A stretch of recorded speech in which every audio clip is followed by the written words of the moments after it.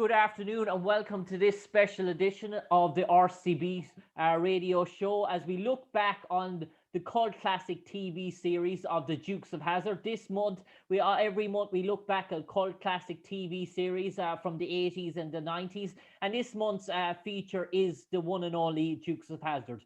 So far, we've been blessed to be joined by the likes of Hank Garrett, Audrey Landers, to name but a few, Tom Wopat as well. And our special guest this evening is the one and only Ben Jones, who played the role of Cooter Davenport. He appeared in over 141 episodes of Dukes of Hazzard. There was 146 episodes. He appeared in 141 of them in the 7 seasons from 1979 to 1985. And Ben, an absolute pleasure, sir, to talk to you today. I suppose in Dukes of Hazzard's folklore, your royalty is sort of such. You were there from the beginning, you were there at the very end, and still very much, even to this day, Dukes of Hazzard is very much still in your blood, and you're still keeping that tradition going very strong indeed with all your sort of extra projects and business ventures centered around the Dukes of Hazzard. Well, it's been a blessing. We started filming in the fall of 1978. Almost 43 years ago, in Covington, Georgia. And I remember the show came on the air in January of 1979. And the critic for the Los Angeles Times, the television critic, said, and I quote, "This show will not last past the first commercial break." Well, I don't think there's never been a critic who was more wrong. No. P45 for him. Yeah, we made it past that first commercial break and made it so now I think the show's overall, it's been shown in over 40 countries internationally in several languages. It generated thousands of products of merchandising, particularly for kids. Besides the model cars, you could get clothes, anything, Dukes of Hazzard. It was a phenomenon. And so it ran for 7 years, 7 seasons. And then we sort of left it. I had a political career. I'd done a lot of things before the Dukes of Hazzard, and a lot of films, movies, and stage work. But after the Dukes of Hazzard, I got involved a little bit in politics, served a couple of terms in the United States Congress. Yep. And then after that, we found in a reunion movie that we did, along about that time, we discovered that the show hadn't really ever gone anywhere because it had played on a daily basis in syndication here in the United States, and it became a big hit for the country music television station network on cable. So it was just like it was on rather than being on once a week, it was on every day, and each generation that came along would discover the Dukes of Hazzard. So it's become a permanent part of Americana, and I believe it's been a permanent part of a lot of the cultural life of a lot of nations now. I think the show's been translated into 5 or 6 languages. You should hear me speaking Japanese. I'm very fluent. Okay. So it's going to last around. It's going to outlast all of us. It's one of those things. Good stuff doesn't get old, and it has the wonderful elements of action. The best action ever filmed for television. We totaled hundreds of cars and had great, and nobody ever got hurt. Nobody ever bled on the show. Nobody ever used profanity on the show. It was that kind of fantasy world where the good guys always won. And Uncle Jesse was always teaching the boys to do the right thing, to make the right moral choice. And I think in that sense, our show took on an even more important role. Parents wanted their kids to see this show because it taught them right from wrong. And but it had great music. We had Waylon Jennings every week, all the time. And he just an extraordinary artist. And we had other folk. Loretta Lynn was on the show. Tammy Wynette was on the show. Buck Owens was on the show. Waylon himself was on the show. So it was all the elements of the show were so good. Great action and Daisy Duke. All you had to do was walk her past the camera, and Yeah. the ratings went up. So it had all those elements, and it became a beloved show. And we're still having fun with it. And I suppose, Ben, I remember speaking to Sonny Shire, who played Enos there for a while. And Sonny told me a great few stories about James Black, who played Sheriff Roscoe. And in terms of, he was a sort of a practical sort of jokester on set in terms of some of the sort of stunts he pulled. And in terms of, he actually ran his own acting school, Sonny was telling me, in terms of before that as well. He trained an awful lot of actors went to his acting school. But James was the sort of practical joker. He liked to play jokes on Catherine Back and a few more and sort of such like that. And was James really that sort of the humorous character that we saw on screen? Was that very much the same off screen as well? Yeah, he was a serious guy, though. He was an acting teacher Yeah, and had a very well known to have taught people like Quentin Tarantino yeah. film, serious stuff. But he was Jimmy and Sorrel Book, who played Boss Hogg, Hog, yeah. were very different types of actors. Sorrel was a classical actor. He not only had played all of Shakespeare, he'd memorized it all. He was an opera singer. He was very much of a Broadway trained stage actor. Mm. And Jimmy had, come out of World War II and went to Hollywood and sort of worked his way up as a cowboy mostly. And between them, they'd done hundreds of shows, but the chemistry was astonishing. Mm. They started just pretending they were kids playing and having fun, and started doing more and more slapstick.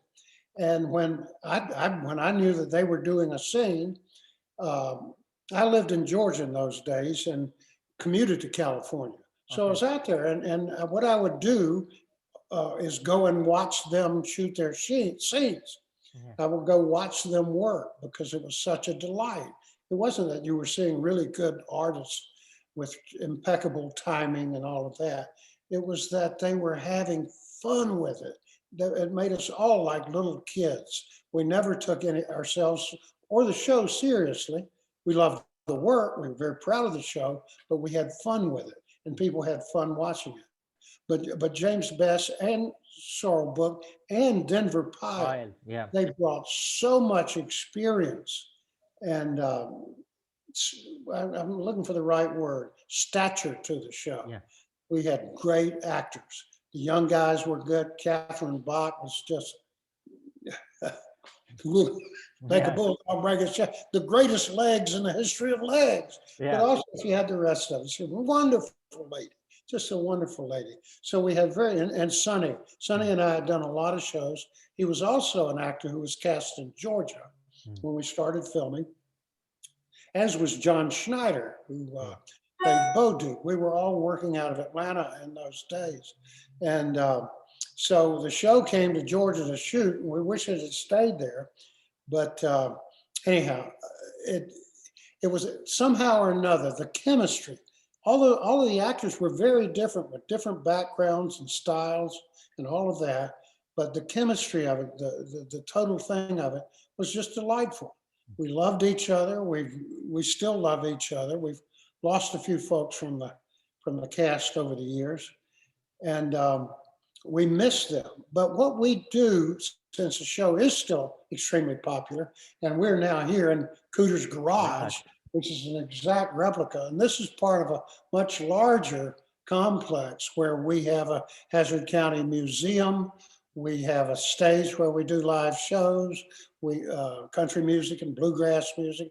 We have a shop, which is huge, a cafe, and it's right in the beautiful Shenandoah Valley of Virginia.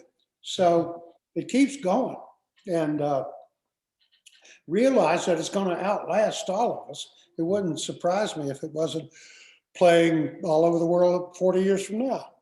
And being in terms of a cast, when Tom and John took the year out to pursue other sort of projects as such, and Byron, Cherry, and Christopher Mayer came in, as a regular cast member, and you've been there for season one, were you a bit anxious at the start of saying, "Oh, how's this going to work out now? Tom and John are gone for the season." Was there a bit of nervous tension, obviously? And then when you had the first one or two episodes done with Byron and Christopher, where you said, "Yeah, the audience are taking to them, they're taking to these new sort of Dukes." Well, those guys did the best they could in a very, very difficult situation Mm. because we've been doing the show for several years, and Tom and John were incredibly popular, and the show was popular, and it changed the chemistry of it. But we tried to help them all that we could, make them comfortable and have fun with it. But make no mistake that we were very much looking forward to the day when Tom and John would return. Mm. And that did happen, and we went on from there. And, we tried to keep the energy and the fun up, but it's hard to replace something like that because, our cast had wonderful chemistry. Mm. It's hard to explain. All of us were different sorts of actors. Mm. We had different styles, and for it to work as easily as it did was about friendship, and chemistry is extremely important to a show. And in this show, we all genuinely liked each other. Yeah. Uh, we still see the guys every once in a while. Byron Cherry is still on this earth, Mm. comes to see us, and has done a number of our big festivals, and still very popular. Mm. And we all got along. Chris Meyer, unfortunately, passed relatively young Yeah. some years ago. And they were both great guys and did the best they could. Byron still has as much fun doing this as anybody. Yeah. It's hard not to enjoy this. And because there was no downside to it, it was just happy. It was happy. I always said, this could have, it was like a show. It could have been in Ireland. It had a very Irish way about it, I thought. The Yeah. fun of it, particularly the rural, part of it. Aspect. Yeah. Uh, Um, so, but Ben, as well, in terms of one thing that really struck me, and one of the two cult classic TV series of the 80s that went global, obviously, Dukes of Hazzard was one, the A-Team was another phenomenon as well. But everyone I've spoken to about the 80s will obviously, they'll say one thing in common about both shows. They had the best stunts team in the business. The Dukes of Hazzard. that was our guys. That Yeah. was our guys from the Dukes of Hazzard. They went down and shot the first episodes. They were the directors. Same stunt guys, same gags, Yeah. same action, and it's still going strong here too. Yeah, so basically that stunt team, in terms of the car scenes, was absolutely The phenomenal. one name that is most important when we talk about the Dukes of Hazzard, it wasn't the writers, it wasn't the actors, any of that. It was a man named Paul Baxley. He was our first stunt director, and he had trained all of those guys, including his son Craig Baxley Okay. and his nephew Gary Baxley. They were sort of the first family of stunts. And the look of our show, the pace of it, the great action, we set world record jumps Yeah, during I the know. course of the film, just during the course of a day's work. And those guys were literally risking their lives to make us look good. So we include, when we do our big festivals now, we have cars flying through the air. Somewhere, you might find it online. In what year was it? It was in 2006 in Nashville, Tennessee. Corey Eubanks, who is probably the premier stunt driver in Hollywood now, in Yeah. the film business, started on our show. But he came to Nashville, and he jumped to General Lee in front of 100,000 people. He jumped that car. I think it was something like 270 feet or something, almost like a football field. Yeah. And it was the most extraordinary thing I've ever seen in my life. And nobody who was there will ever forget it. So that's the kind of fun we still have with the show. As I say, I've gone on and I do other things. I write. I've got a little musical career thing going, and I do a lot of politics. But the Dukes of Hazzard, it's forever. Yeah. It is forever. I could have climb Mount Everest. Nobody cared. He was on, that wouldn't have mattered. Could have been a president of the United States. Wouldn't have mattered. He was Cooter on the Dukes of Hazzard. That matters. And I suppose, Ben, in terms of some of the projects that you've got involved in, you founded Duke's Fest, a gathering of Duke fans worldwide. In 2008, your memoirs, Redneck Boy in the sort of promised land as well. And you mentioned Cooter's Place and the congressman as well for Georgia, as sort of such. So in terms of the Dukes of Hazzard, in terms of lastly getting that role of Cooter Davenport, was it a very coincidence or fate that landed you that role, or was you sort of sounded out for the role, or can you remember how Ben Jones became Cooter Davenport? Was it a rigorous audition progress, or was there a funny story behind it? Well, there's many long years of paying my dues as an actor. That was there, but along the way, and I lived in Georgia. We worked out of Atlanta. There were a lot of us who believed in that becoming a major market, and now it's an international city, and people come there. It's amazing the film work's going on there now. But then back in the 70s and 80s, there were maybe 20 or 30 people around who considered themselves to be professional actors, and I was one of them. And but the show came to me, came to us, plopped right down in the very county where I was living, about 40, 50 miles out of Atlanta. A few years earlier, I had been in a film called The Moon Runners. Okay. Guy Waldron, who was the creator of the Dukes, it was a low budget film, and it was sort of Thunder Road was the great moonshine movie from the 50s, which Robert Mitchum, the famous actor, had done. And Guy Waldron, who was a writer and a television director there in Atlanta, whom I knew, did a film called The Moon Runners with Robert Mitchum's son in it. And I had a small part in it. But Waylon Jennings did the music for it, and the music and the narration. So basically, Guy Waldron took that idea and he went out to Hollywood and pitched it as the Dukes of Hazzard. And he had Waylon attached to it, which meant, Waylon would continue to be about it. And so it just, as those things happened, things fell in place. It was all very serendipitous, I guess you would say. And here we are all these years later still doing it. And so the old expression, I'd rather be lucky than good. Yeah. And the luck of the Irish and all that, but there I was. It was all just happened, but I was prepared for it to happen. I paid a lot of dues and loved it. And when the show came on at that time, Nashville music, Waylon Jennings and Willie Nelson and all the Nashville, Tammy Wynette, Loretta Lynn, Merle Haggard, all of those people, it has suddenly crossed over to become a national thing rather than just a regional thing. Yeah. They were huge. And stock car racing had evolved into NASCAR, and it became a huge television ratings hit. And they're packing these races are still going on. 120,000 people watching guys drive around a track. That suddenly was huge. And Jimmy Carter was elected president of the United States when the Dukes of Hazzard came along. So there was a lot of attention on the South and the changes that had taken place after the Civil Rights Movement. Suddenly it became the Sun Belt, and businesses were moving there from all over the world to Atlanta. So it was all just part of that zeitgeist, I guess is the word used. It was happening. And we on the Dukes of Hazzard were fortunate enough to ride that wave.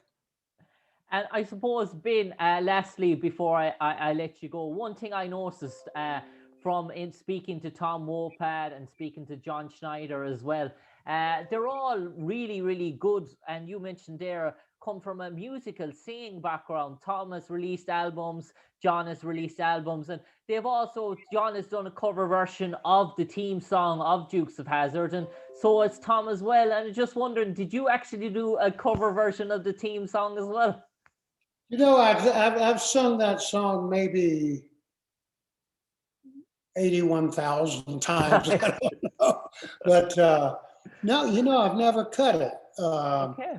One thing is, now Wade Jennings, who is Waylon's grandson, uh, was a wonderful singer, and it's about to burst out. He sounds an awful lot like Waylon, and he's got that same great attitude. He's done it with us, and that's the closest you can come to singing it with Waylon. Oh yeah, it's real easy.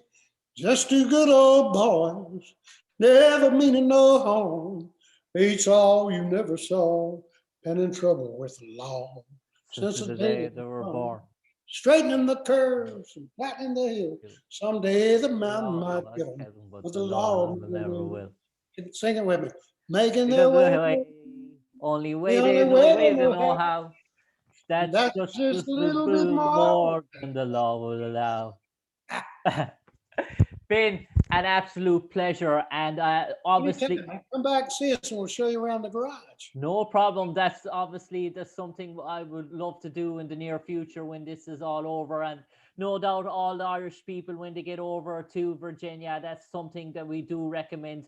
Do go to Ben Jones's place. Do check out the Dukes of Hazzard Museum, and do check out everything that has to offer. Ben, it's so great to see you looking so well. CootersPlace.com.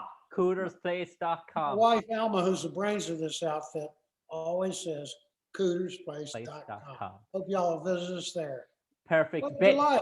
What a Ben, delight. an absolute pleasure, Ben. Great to see you in great nick and shape after all these years. And no doubt you could do Tell another everybody in movie. Clare hello for me, and everybody in Limerick, everybody in Galway, and down at Shannon, my No old problem. stomping grounds. Ben, Take care. Ben, pleasure. Take care, sir.